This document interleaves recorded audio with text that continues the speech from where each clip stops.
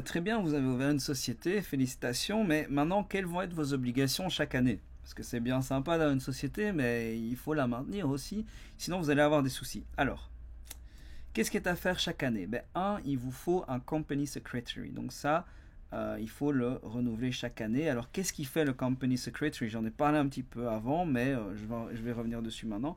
Donc, c'est une position paralégale.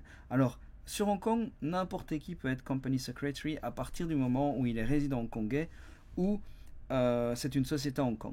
Donc vous pouvez aller voir un mendiant dans la rue, alors j'ai rien contre les mendiants, mais vous pouvez aller voir le mendiant dans la rue et il va devenir votre company secretary s'il a une carte d'identité hongkongaise, d'accord? Alors, c'est pas idéal comme solution parce qu'il y a des choses à faire en tant que company secretary, mais techniquement c'est possible, d'accord?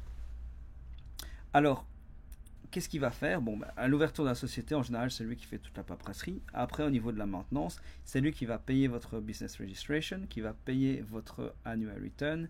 C'est lui aussi qui va le remplir. Donc, l'annual return, c'est quoi? C'est pas votre tax return. Hein. Donc, c'est pas le papier que vous envoyez à la fin de l'année pour déclarer vos taxes. C'est pas votre déclaration fiscale. Ça a trait en fait à la gouvernance de votre société. Et l'annual return, on va trouver dedans par exemple qui sont les actionnaires, les directeurs de la société, l'adresse, le nom de la société, est-ce qu'il y a eu des nouveaux trade names, est-ce qu'il y a eu des changements, quoi que ce soit au niveau du capital de la société, est-ce qu'il y a eu des nouveaux actionnaires, des nouveaux directeurs, est-ce qu'on a changé de company secretary, est-ce qu'on a... Enfin, tout ça en fait se trouve dans l'annual return. Le company secretary, c'est aussi celui qui va vous aider si vous devez faire une de ces tâches. Donc, si vous devez ajouter un directeur, en supprimer un, remettre un actionnaire, faire un transfert d'action, faire une levée de capital, etc., le Company Secretary va vous aider là-dedans. Registered address. Donc, chaque année, il vous faut une adresse. Alors, l'adresse, ce qui est bien, c'est que ça ne doit pas être un bureau physique, ça peut être une adresse virtuelle. Donc, nous, on vous fournit, par exemple, ici à Athenasia, l'adresse. Puis il faut remplir l'annual return, j'en ai déjà parlé tout à l'heure, et il faut payer son business registration, son BR. Donc annual return, c'est ce qu'on appelle le AR, et le business registration, c'est ce qu'on appelle le BR. D'accord. Alors le business registration, ça coûte 2250 Hong Kong dollars par an, il faut le payer chaque année.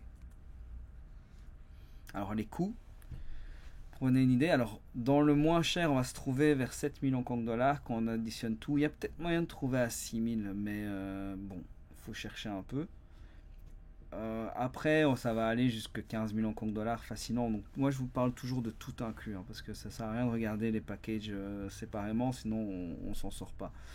Donc 7000 à 15 000, c'est un peu l'ordre de grandeur. Et alors, ce sweet spot où nous on se trouve aussi avec Athenasia, donc le côté un peu boutique, on va être dans les 10 000 Hong Kong dollars, où là vous pouvez avoir une relation un peu privilégiée, connaître votre comptable, votre company secretary, et voilà quoi. Et là on va se retrouver dans les 10 000 Hong Kong dollars.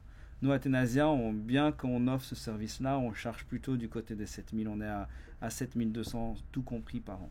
Donc c'est plutôt intéressant. Alors, juste pour vous donner un ordre de grandeur, Company Secretary, ça va vous coûter entre 1500 et 5000 Hong Kong dollars. D'accord. Attention qu'au-dessus de ça, ça sert à rien. Déjà à 5000, faut que le gars il vous serve le champagne quand vous venez faire votre EGM, quoi. Hein. Voilà, ça sert à rien de payer autant. Mais bon. Government fees, donc il faut savoir que chaque année vous aurez des frais à payer au gouvernement, c'est 2355 Hong Kong dollars. Le virtual office, il faut qu'on entre 1000 et 5000 Hong Kong dollars par an. Il y a moyen de payer beaucoup plus que ça, mais encore une fois, ça sert à rien. Et fill-in de annual return et les autres transactions, on va se retrouver entre 0 et 1500 Hong Kong dollars par transaction. Donc là, pour vous dire exactement ce que c'est, par exemple, je vous ai dit avant, il peut y avoir des changements de directeur dans votre société. Parfois, le company secretary, c'est inclus dans son prix. Donc nous, par exemple, vous venez nous voir, on va changer le directeur sans rien vous demander. Par contre, il y a des company secretary, ils vont vous charger à chaque fois que vous faites une transaction. Donc un changement de directeur, boum, ça va vous coûter 0 à 1500 Hong Kong dollars à chaque fois. D'accord. Donc ça vaut la peine de se renseigner avant de choisir son company secretary.